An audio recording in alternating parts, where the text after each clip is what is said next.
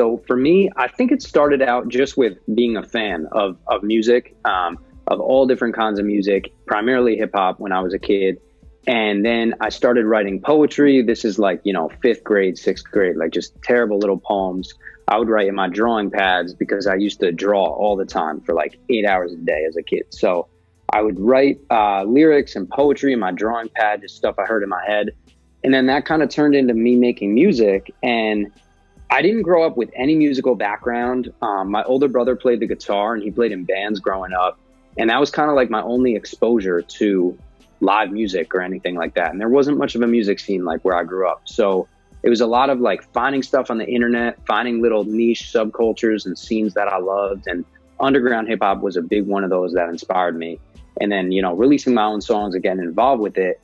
And in terms of the instrumentation on the tracks now, is I always try to push beyond like what we start out with. Like, let's say I'm writing about this house and I have a good beat by Skinny Atlas, who produces like pretty much all my music. He made the beat and he played the piano live in there and we sort of chop it up. But then I try to push beyond that and get the live trumpet, the scratches, like everything that I envision that's going to bring it to life and make it feel like this grand experience. Because in my life, I'm only going to write one song about moving out of our house, you know? So I want to like just do it justice. And yeah, I want it to be like as big and grand as possible. So yeah, I always try to do that. And it's a lot of like editing on my computer, editing stems of recordings and sending the waves to Skinny Atlas and driving to his place. And these songs go through a lot of phases and everything. But yeah, in the end, I'm always like, make something that I'm proud of.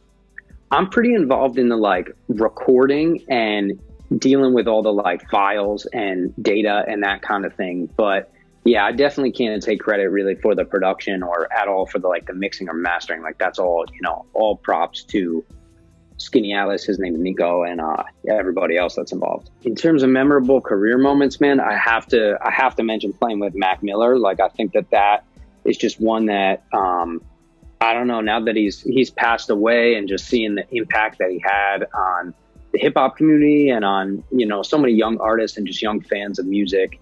I don't know. That's an experience I'll never forget. It's probably my favorite show of all time.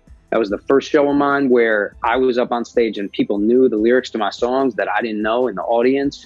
And Mac like just sold the place out. It was like totally packed and the fire alarm went off because it was so packed. They had to make everyone leave the venue. So that was a moment where I was just like, wow, this is wild. This is crazy. I can't believe I'm doing this. And looking back on it, it's almost even more that way. Like, I don't even know if I realize it in the moment, but now I completely realize it.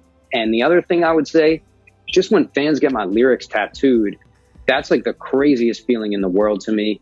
And I do not take that for granted. Like, I'm super grateful for that. And I'm happy that the songs can have some meaning in their life way beyond, you know, what I could have intended with my line.